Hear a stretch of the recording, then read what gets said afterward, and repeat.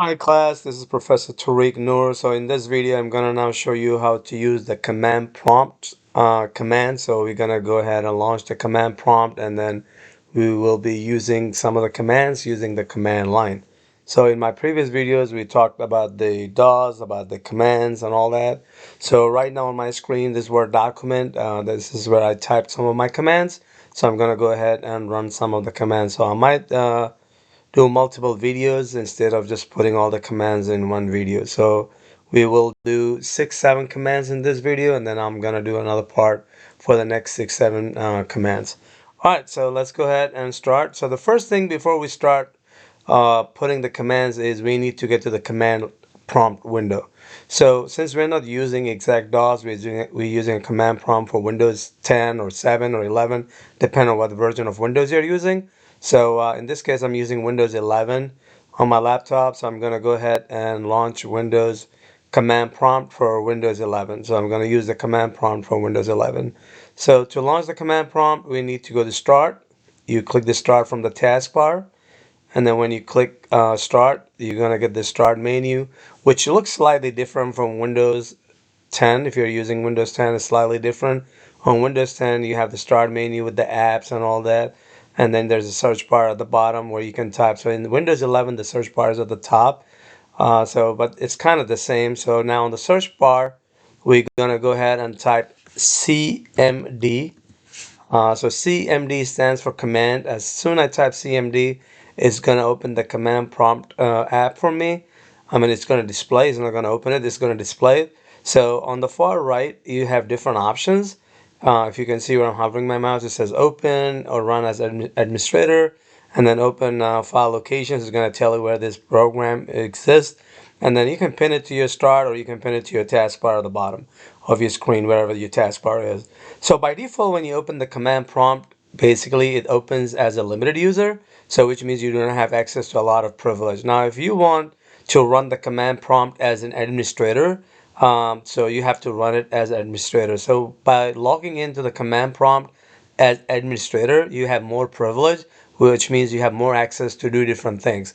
Now, if you just log in as a limited user, you will be limited to what you can do and what you cannot do. So there will be some commands where the prompt is going to tell you, hey, you cannot do it, yeah, access denied, or maybe you don't have the privilege. But if you log in as an admin, you will be able to perform those commands. So I'm just going to log in as a regular user. So we're going to go ahead and click open. So I'm going to go ahead and click open, guys. As soon as I click open, it's going to launch my command prompt. So this is my command prompt window. I'm going to make it a little smaller so you guys can see. So this is my command prompt window now. So at the top, by default, it gives you the version, what version of command prompt you're using, and then right next to it is the command line. So this is your command line. This whole thing here is your command line, guys. So where it says C colon backslash user, and then whichever user or whoever user is using that machine. So right now I'm you log into my own computer, so that's why it says T Nuur. Same thing. I'll work if I'm logged into my account, it will read my account. So the last part will be different depending on who's using the machine and all that. So, but the rest C users should be the same um, when you open up the command prompt. Now, by default, the font size of the command line is, I believe, 12 font, which is the default. Now, if you want to change the font size and make it a little bigger so you can see the command line or the command, you can right click on the title bar. This is your title bar where it says command prompt, and then all the way across we have close, maximize, restore. So if you right click on the title bar, you're going to get a shortcut menu. Now on the shortcut menu, go down to properties, and then when you click properties, you're going to get the properties dialog box. And then on this dialog box, you have like 5 different tabs. We have options, we have font, we have layout, we have color, we have terminal. So if you click on the font tab, this is where all your fonts are. So you can scroll up and down and pick the font that is per your need. So if you think, hey, 20 is perfect for me, I can see that very nice. You can keep it 20. If you want it 24, you can keep it 24. So it's totally up to you how you want to deal with the font. So once you select the font size, you hit OK, and then your command prompt will have that size. If I hit OK now, so my command prompt now, if you notice, the size become a little smaller because I changed it to 20. Now if I say no, that's too small, I can go back to properties and then I can go to font and I can change my font from 20 to 24 and then I hit OK. That's a little bigger now. Okay, so this is how you launch the command prompt and this is how you set the font size so you can see the command line. Alright, so let's move on to the commands. Now I'm going to hop to my Word document where I have all the commands. So the first command we're going to go over is the date command. So basically the date command is a command that is used to change or to check the system date. So through the date command, I can either check the date or I can change the system date if I want. Okay. Now, honestly, you do not want to change the system date because there might be some programs that are running some licensing and all that. So those might then give you an issue to run them. So that's why by default, when you log in as a limited user, you do not have the privilege to change the date and time on your computer because of those programs might get into some issues. All right, so the date type is an internal command, and then the syntax for the date is we just have to type date and then enter. So as I mentioned in my previous video, the command prompt, which is DOS, it's another case sensitive. So DOS is another case sensitive, which means the commands can be either typed in uppercase, lowercase, sentence case, toggle case, whatever case, as long as it's spelled properly. Okay. So I'm going to give you an example. Also, I'm going to show you, and then you can see that. So let's go ahead and run the command. So now I'm going to go to my command prompt again. So on the command line, I'm going to go ahead here and type date. So as soon as I type date, I'm going to press the enter key. Now, as soon as I hit the enter key, now the command prompt is telling me, hey, today's date is, the current date is Saturday, 12/3/2022. Enter new date. So the system is asking me for a new date. So if I wish to change this date, if I wish to change this date to a newer date or older date, I can do that. So how will I do that? Simply, I will click up here, and then the format is month, day, and year. So I'm going to say, okay, the month is 11, and then dash, the day is 23, dash 2021. So I want to go back to November 23rd, 2021. Okay, so this will be my new date now. So as soon as I hit enter, the machine basically kicked me out. It gave me a message that says the required privilege is not held by the client, which means I do not have a privilege to change the date. Now, if I had logged in as an admin, and if you have the privilege to do that changes, then this date will have been the current date, and you will not have gotten this message. So if you're getting this message, that means you cannot change the date. Okay. Now, also, if the date was taken, the machine accepted it, it will have shown up on your taskbar as well at the bottom of your screen.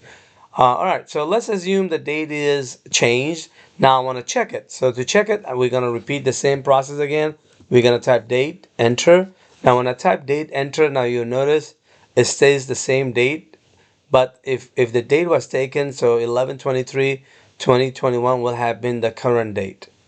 So that's like a cycle. That's how it works. Now, if I decide to change my date again, when I say, okay, the date is 12/1/22. So December 1st, I'm going back to December 1st. Again, I'm kicked out, but let's assume it's accepted. So when I go date, it's supposed to read 12/1/2022. Okay, so that's how you change the date. Now, let's say right now I do not wish to enter a new date. I just want to come out of this command, go to my command line again. So if you don't like to enter a date, all you have to do is just press enter. As soon as you press the enter key from the keyboard, you're back to your command line now. Okay, so if I type date all in caps, you can see that. I hit enter and still it worked, right? So if I say date, capital D, it worked. Now, if I misspell date, see, I misspelled it. So as soon as I misspelled it, the machine gave me that error message. It says, hey, deity is not recognized as internal or external command. So the point here is the commands have to be spelled properly. If you don't spell the command properly, then you're gonna end up with an error message. Okay. Now DOS, as I said, is not a case sensitive as long as you spell the commands properly. All right, very good. Let's move on to the next command. So we did the date command. The next command is a time. So time is basically the same as date.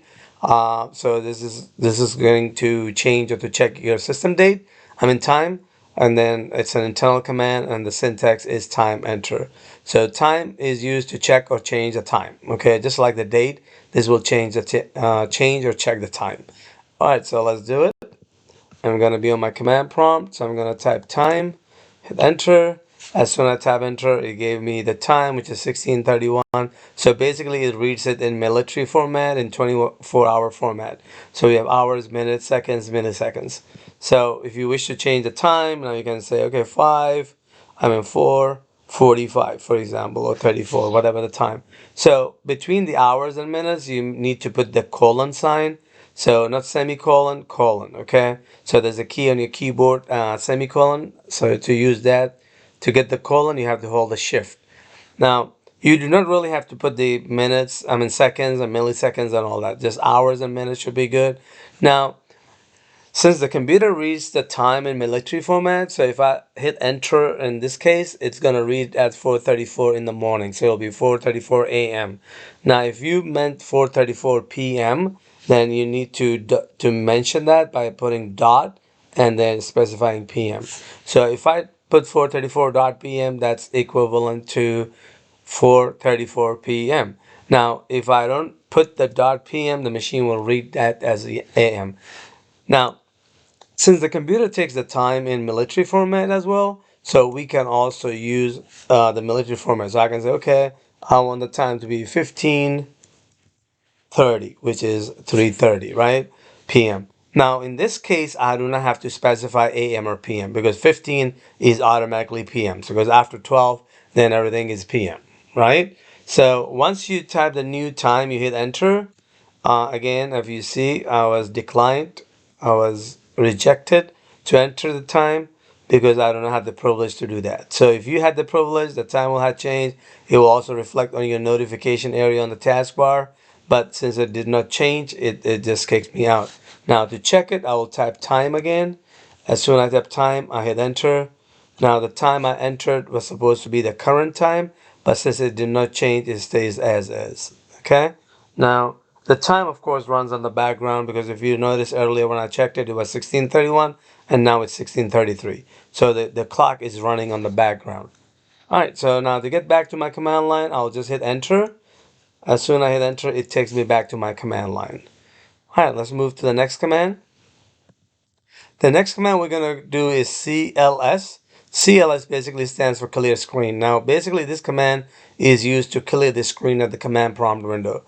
So the type is internal and the syntax is CLS enter. Now, the CLS command is used to clean all that information on your screen. So if you don't want people to see or somebody to read all that commands you're going through and all that, so you can clean your screen. It's just like if I'm getting an eraser to erase all the content I wrote on the blackboard in class. So this is equivalent to that. So if I want to clean all my information that's on the screen right now, I'll type CLS, like clear screen. I hit enter, and now if you notice, my whole screen is clear out and everything goes except for the command line. So all you will see is the command line. And remember, the command line is the line that starts with the drive label, which is in my case is C colon and then user and then Nuur. Now, when you clear the screen, remember the date and time does not change. So it stays whatever you have on the system or whatever you changed it to. So CLS does not reset your date and time. It just clears the content on the screen. Okay. So if I type date, enter, time, enter, now I can type CLS and you see it clears all that information I had on the screen. Okay. Right, let's move to the next command. So after CLS, we're going to go to the next command, number 4, which is the help command.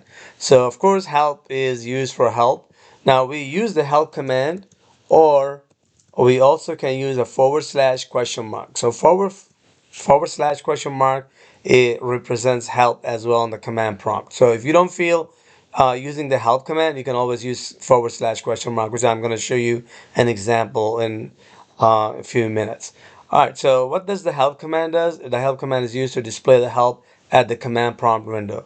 And basically it's an internal command and the syntax is you type help and then whatever command you need help on, or you can just type help and then enter.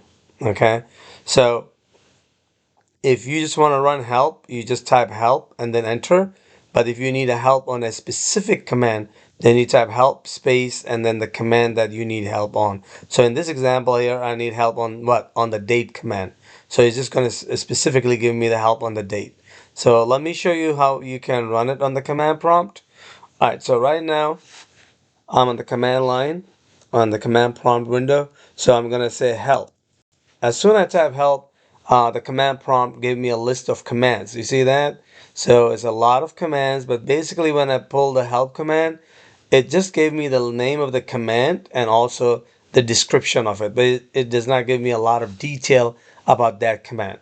Like for example, we just did the date command. So if you look date, it just says displays or set the date. That's it, right? But I need to learn more about the date command. I need more help. So in that case, then what I will do is I just did CLS. So I'm gonna say help space date. So I'm specifying the command that I need help on. So I'm telling the command help me on the date command. Okay. Now I hit enter. Now this information I'm getting right now, this information is based only on the date command. See? So now I have a clear image of the date command and I can see what it does and all that, right? So while doing that, I noticed something here, /t, right? So /t. So what is /t? So basically /t is a switch. Okay. Now basically a switch can be used with a command to change the output of the command. Okay, so it still stays the same command, but your result will be different. Okay, so there are some commands which have only one switch, like this here, the date command, and then there might be some other commands as well which only have one switch. There are some that doesn't have any switch. There are some that have a lot of switches. Okay, so the more switches you have on the command, that tells you that command is more powerful, and you can run different options with that command. Okay, so if you're trying to do something with a command and it's not working, try to go to help for that command and see if there's a switch you can add with that command, and it might let you run what you're trying to do. Okay, so let's see what that /t does. So it tells you right here on the screen. It says the /t switch, which tells the command to just output the current date without prompting for a new date.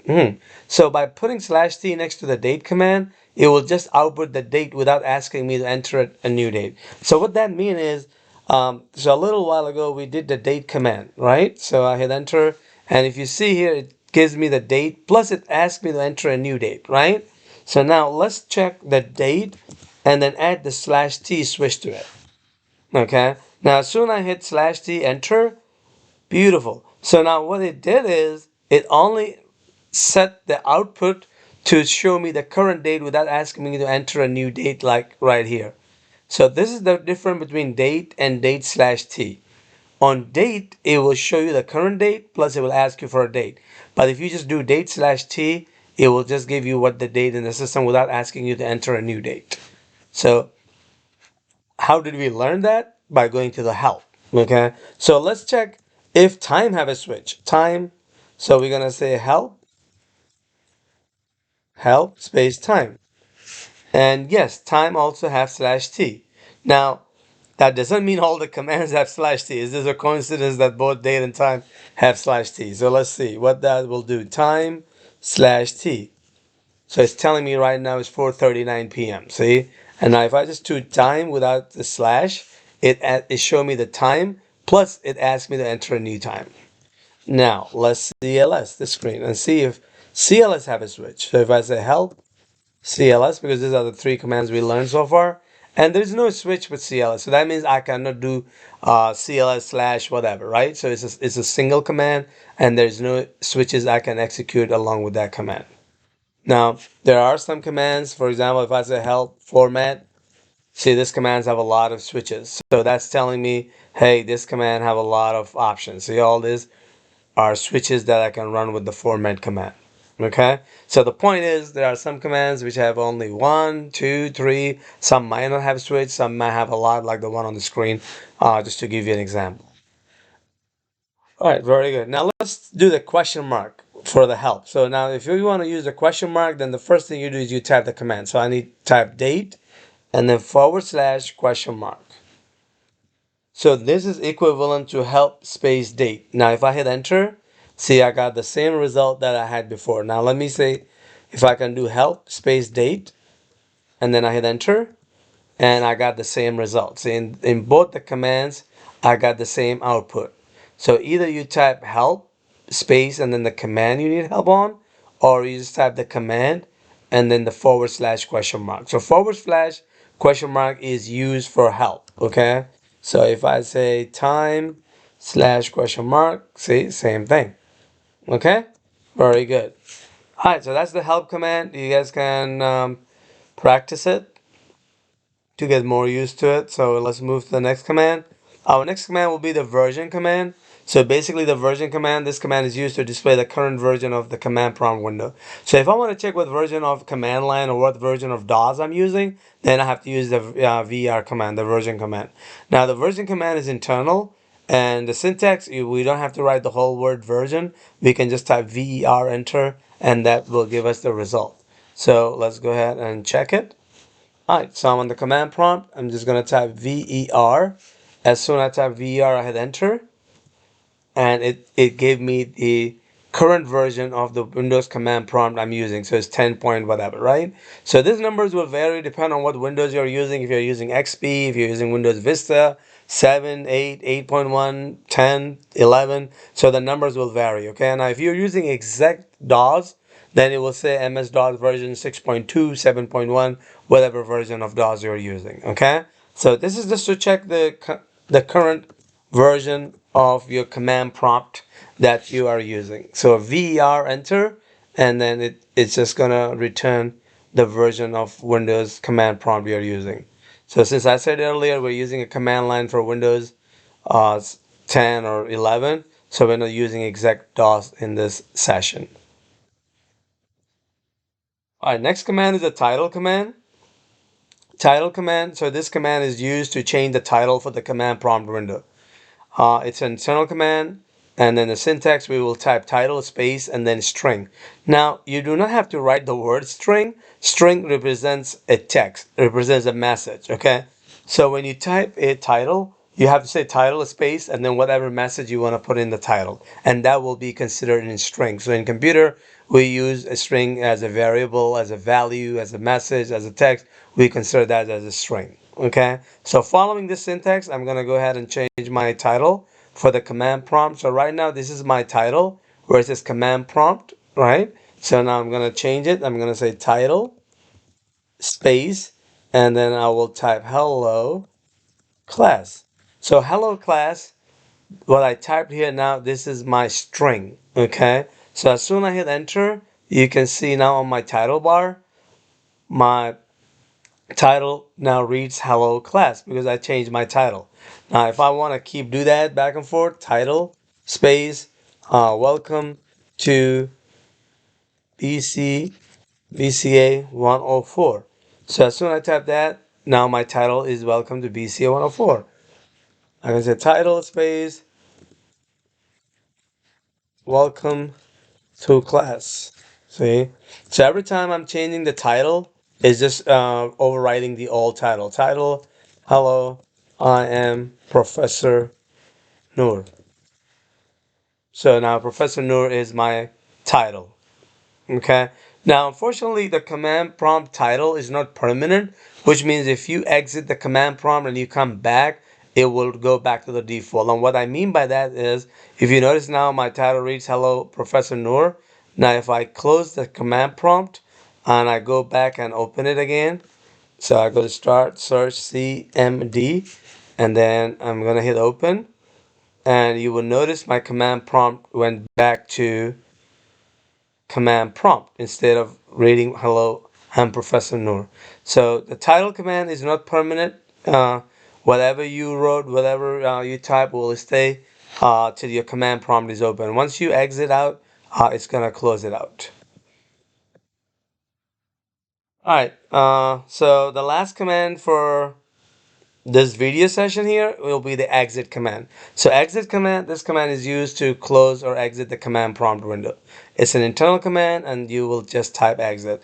So what exit basically does is if you want to close the command prompt session, you want to return back to Windows, then you have to exit. Now, of course, You can click the close button on the title bar, which I just recently did, that X on the top right of the title. But since the command prompt deals with command, so it's good to write the command. So the command is exit. So as soon as I type exit and I hit enter, my command prompt is closed, and now I'm back to Windows. Now to launch it again, I have to go to start. I have to search for the program, CMD, and then I hit open. As soon as I type open, now it takes me back to my command prompt. So then I can just type exit. So once the command prompt is open, I can just type exit and it will exit the program. Alright, so thank you for watching class. This is Professor Nuur again. So in this video, I show you how to run 7 different commands, which is the date command, the time command, the CLS command, the help command. We went over the version command, the title command, and the exit command. So I will be launching this video soon, and then I'll create another video for the next 7 commands. Alright, keep watching and please keep practicing. Thank you for watching. This is Professor Nuur.